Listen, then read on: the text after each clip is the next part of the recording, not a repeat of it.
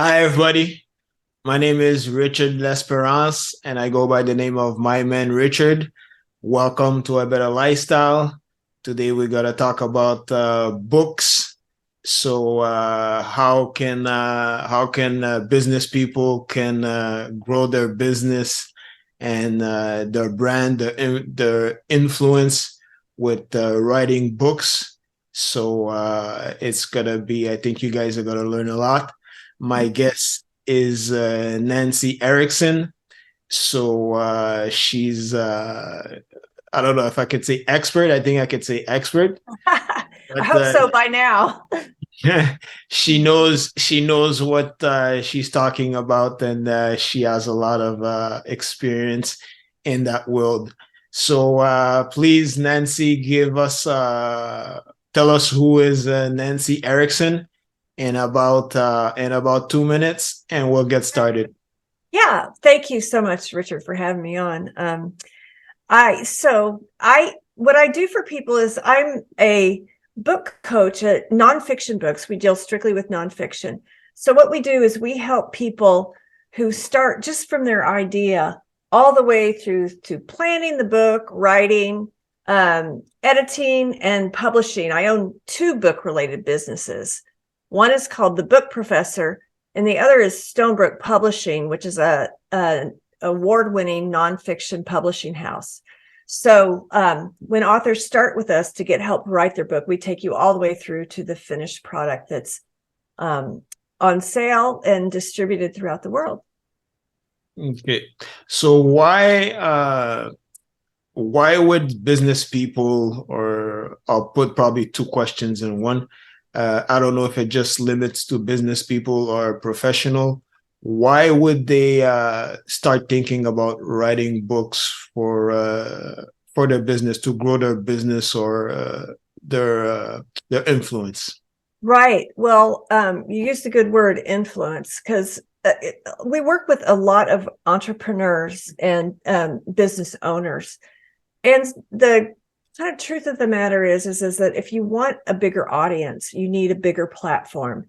You need to get outside that little circle that you've been operating in and send your message out beyond those borders so that more people can, you know, get connected with you. Many of our authors, the intent of their book is to show them, well, the book should do three things for you. It should establish you as an expert in your field. It should increase your credibility, and it should help attract a following. And so many of our business owner authors want to build their business to attract more clients, or they want to get more speaking engagements to get that book out there, their message out there. And so when you write a book that allows you to have more influence, and I can talk about some specific ways in a little bit, but if you are an expert in what you do because you do it and you do it over and over and over again, and it's easy to forget that not everybody can do what you do. It takes years, this 10,000 hour thing to become an expert, and people need your help.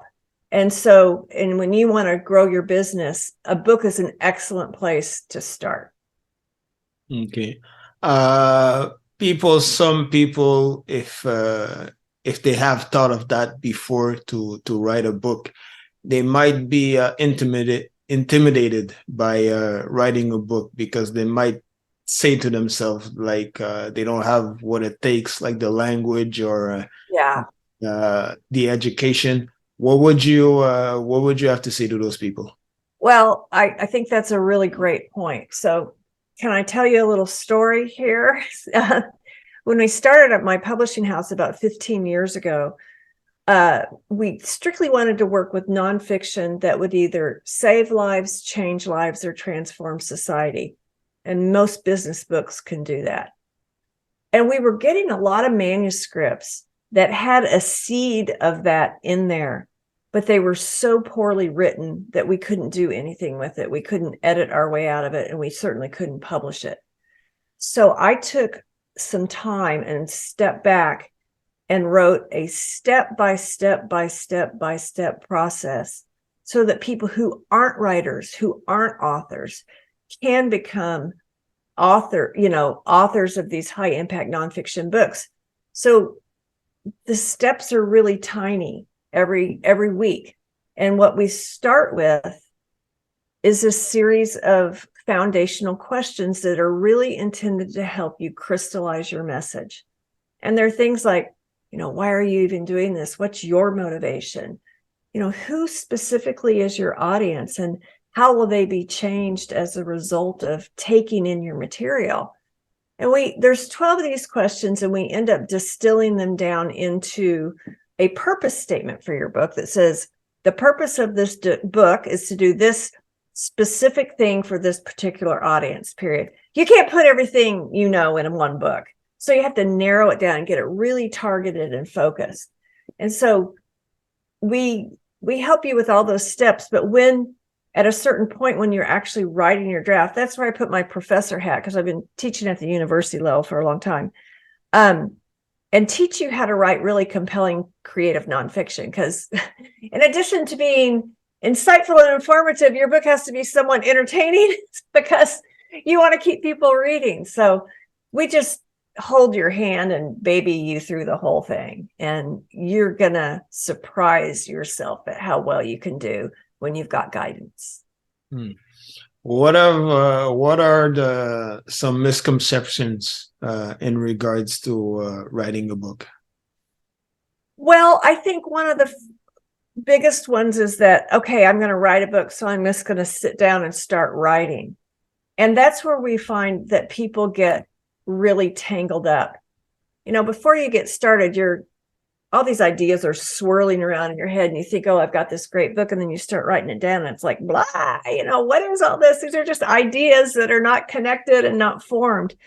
And so when you do just the right first method without taking some considered time to think about what your message is and how you're going to build the structure of your book, then most of the time people get really tangled up and aren't sure how to do it. But if you've never written a book before, I don't know how you would know how to get started, because it could be pretty complex. It's not like writing a blog post or it's long form nonfiction.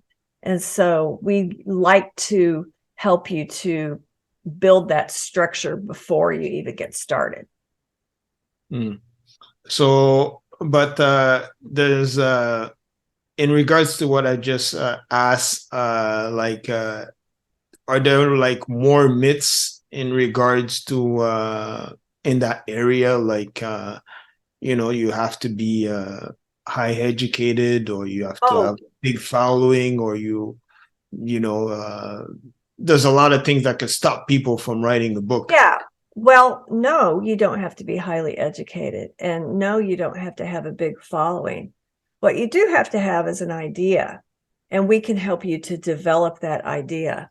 There's another myth that's more around publishing, and that has to do with self-publishing. And a lot of people think that means do-it-yourself publishing, and it really doesn't, because then you kind of get a DIY product. So you always want to work with professionals and, to give a professional appearance of who you really are. But some other myths, let me think. There really aren't any barriers. Some people think, oh, I don't have time. And all of the people we work with are really busy professionals. And that's why we've chunked the process down into small steps that you accomplish each week that builds toward your finished product.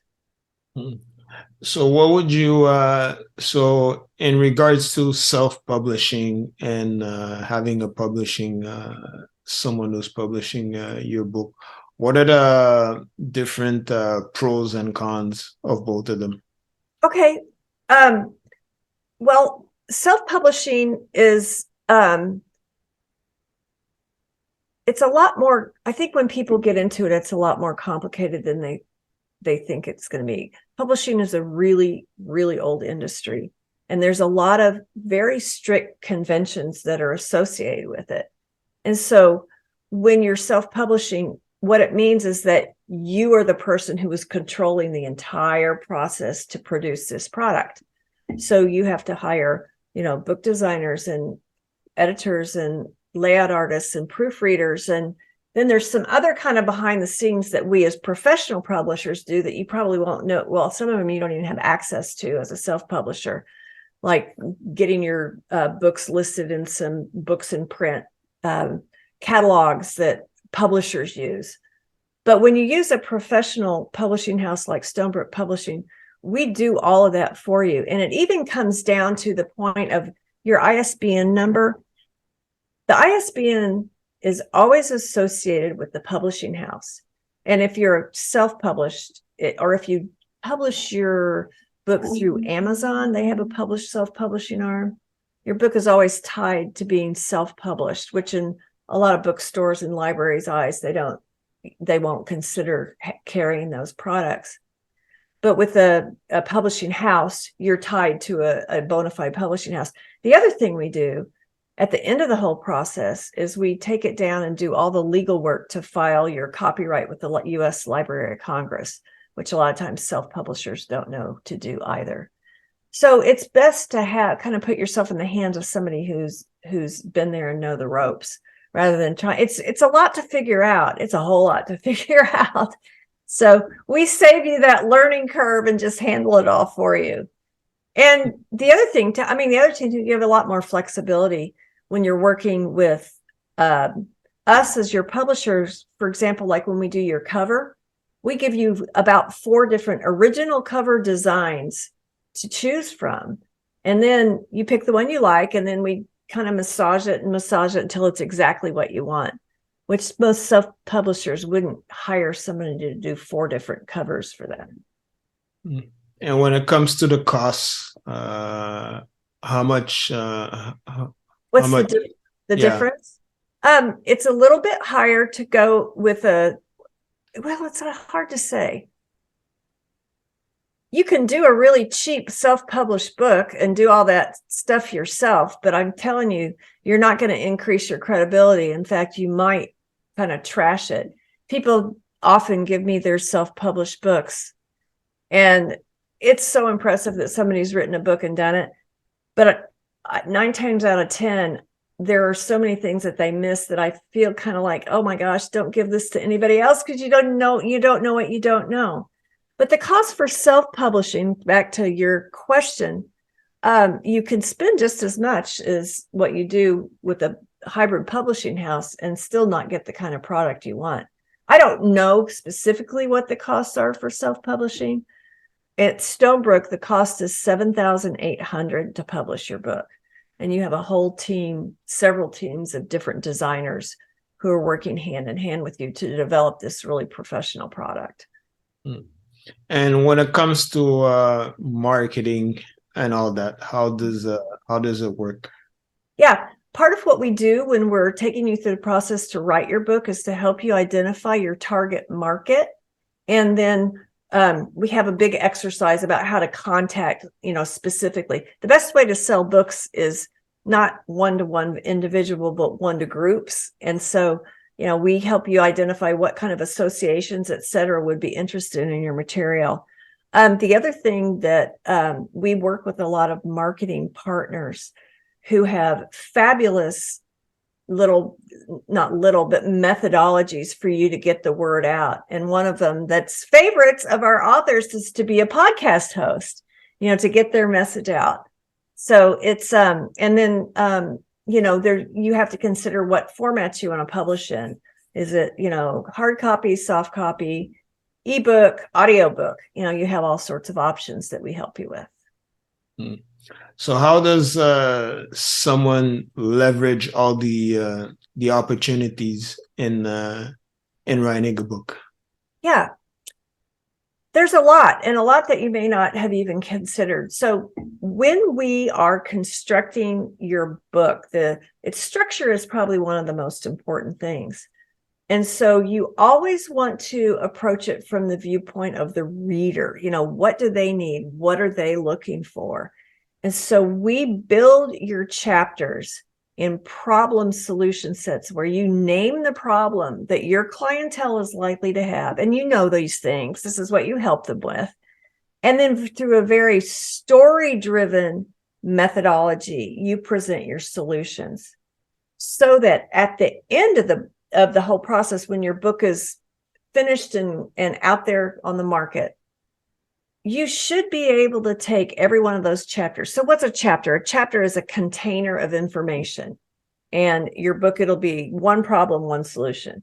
You should be able to take every chapter out of your book and repurpose that material for other revenue producing products, such as, speaking engagements, workshops, seminars, even online classes and video training. Many of our authors have started their own podcast, and these are all ways to get out of your own circle that you're already reaching now to reach an audience at different levels. Okay. And you, when I was looking at your bio, it said there was 3 types of book that you could write to grow your influence. Can you talk about that? Yeah. So a lot of people write a business book, which, is how to do something that you do well in your business. Another is a more like a how-to book. So somebody wants the formula for doing things. The other type of book we call is an overcomer book. And we work with a lot of people who have these kind of stories. And I love these because it shows a person who struggled through some things and overcame this certain obstacle. And now they want to use their story to just kind of reach back and pull up other people who are struggling through the same things. We've had authors who come from extreme poverty, from growing up in the foster care system, from some abusive things, from, suffering burns all over their body. Or one author we worked with, he was shot in a public shooting, and the bullet went in one temple and out the other and severed his optic nerve. And then profoundly blind, and suddenly and profoundly blind. And 7 months after that shooting, he was snow skiing. And so, those kind of overcomer books are real inspirational types that we work with. What would you say? What are some of the mistakes that people make when they're thinking about writing a book? Well, one of the things I mentioned earlier is just kind of that write first method without really planning things out. Another one is not really vetting your idea. If you think you have a great idea, but you don't kind of check out what's the market like and how are they ready to receive it. And so in those cases, we help you sharpen your ideas so that you can communicate well. I think another mistake is thinking that you can't do it, because you can. Anytime you have the opportunity to engage a methodology that gives you a way to do something that you didn't know how to do before. And so that's another mistake in thinking. I think another mistake that some authors make is that they overvalue the quality of their own writing. And some people, we talked about people who don't have the education and haven't written before, but some other people I majored in English in college, and they think that they write so well that they don't have an editor clean up the work at the end, because that's an extremely important step, is to have your work edited. And then the other thing is a mistake they make is not to commit the time to actually do, butt in the seat, fingers on the keyboard. It's hard to get there sometimes. I mean, it's like, people think this books are going to write themselves, but you actually have to sit down and do it. So, we help our authors do some time blocking and all, so that they stay on track and actually get it finished. So what about the longevity of a book? That's that's a really good question, Richard, my man. You have a really unique opportunity with nonfiction, because nonfiction should have a really long shelf life. Whereas fiction, it's like, oh, here's the latest story and everybody wants to read it. And then it's kind of in the past within a couple of months, it doesn't take long.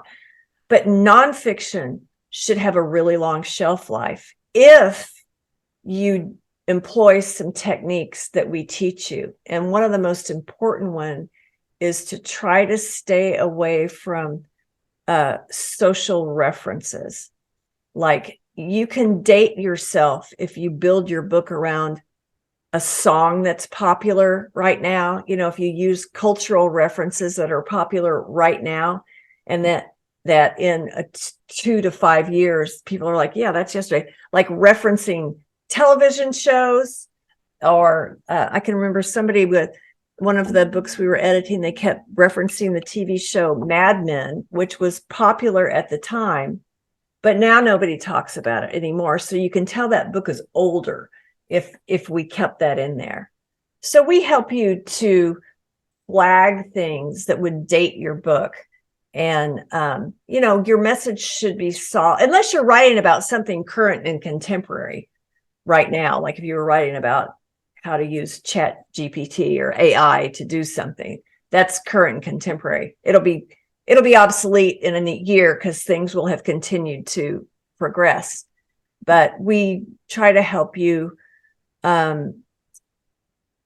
scour, and we have an eye for identifying things that would make your book outdated in just a little bit of time. What are some major things that you've learned in the book industry?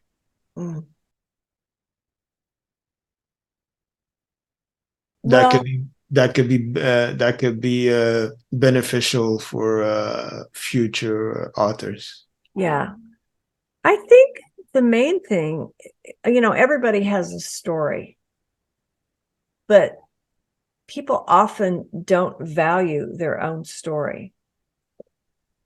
Like, we have one life and we've just lived it, so we tend to think, well, this isn't very interesting. This is just where I came up and what I've done. And I've even had authors say things to me who've done incredible things and are really inspirational, or just day by day did what they do, and they've become so proficient at it. And they're like, well, who am I to, write a book? And I'm like, oh my goodness, who are you to keep it to yourself? I really believe that what we're here to do, and that what we all do in our businesses, is that we're all offering our clients or customers two things. And those two things are hope and help. And I think that's what we do as business people. We just do it in our own unique way. And when you become the source of hope and help to other people, then you've really fulfilled a purpose that you're here to do. And nobody has your story. Nobody else knows what you do, knows what you've come through, what you've overcome, what you've developed, what you've created. So you're the only one who can do it. And you're the only one who has your own voice. Even if you have a business that's not unlike other people's businesses, say you're a financial planner, you're the only one who has your unique personality and your unique perspective and your unique experience and history. And so you're the only one who can deliver that message. Can you give us some tips, final tips on how to write a successful book, and for once you write it to accomplish the goals that you want to achieve once you write the book? I love what you said about goals, because it's really important in the beginning to set your goals for your book. Now, I'm going to tell you right up front, you're not going to become a New York Times best-selling author, most likely, and nor will you quit your day job to live off of your book royalties. But you have to figure out up front, what is the purpose of my book, in order to justify the costs for for writing and developing it. Most of our clients who are business owners and entrepreneurs, it's a business expense. And they can say, okay, I need to get X number of new clients as a result of this effort, or I need to have X number of speaking engagements in order to, justify the cost, or, grow my platform, or that type of thing. In addition to having the opportunities to repurpose your material, excuse me, for other products. But I think that we clearly define your goals up front so that you know that you reach those when you get there. Now, a lot of times people will say, if I only help one person, I'll be satisfied. Then when we get to the end and their book's for sale, they don't want to help just one person. Why would you want to just help one? You want to help a lot of people. And so you want to be able to broadcast your book in every format. Like I said before, everybody doesn't do a hardback, but paperback, ebook, audiobook, you want to get your message out there. And we live in a really unique time where we can do that as individuals. And so in order to measure your goals, you have to know what they are up front. And so we highly encourage you to set those goals as we're writing your book. Where can people find you on social media or the internet? Yeah. Well, I love to talk about people's book ideas. So if anybody just wants to chat about an idea, you can go to my website, which is thebookprofessor.com. And across the top navigation, there's a link that says schedule a call with Nancy. And it's a 30-minute Zoom call because I like to see who I'm talking to. Where you just chat about your ideas. You can also find me on LinkedIn. Just Google my name, not Google it, but search for my name, Nancy Erickson. So we're here to help. I mean, I think a lot of people, people either tell them they should write a book, or they've thought about it, or they started writing and kind of got all tangled up, but haven't pushed through to the end product. So we really like to hold your hand and give you both instruction and accountability so that you get it done and you're launched as a, published author. Final words in regards to everything we talked about? Well, I would just tell you that you can do it. It's a project. It's a little bit like going, you have, maybe if you have like one big project in your business a year, this would be one of those. But you can do it. You can do it, and you will surprise yourself, and it will be so worth it when you see that the lives that you've been able to change or save, or transformation that you've been able to create. It is really, really fulfilling, and you deserve to get your ideas out there. Okay. Thanks, Nancy, for being here. It was nice meeting you and talking to you. I hope everybody found it, they liked the episode, and they learned something. I hope that they did, and they got some value out of it. So thank you once again. It was nice. Yeah, you bet. Thank you, Richard, so much. All righty. No problem. It was nice talking to you and meeting you. And thank you, everybody, for listening and watching this podcast. Welcome to A Better Lifestyle. My name is Richard L'Esperance, and I was with Nancy Erickson. And we'll see you on the next episode, everybody. Bye.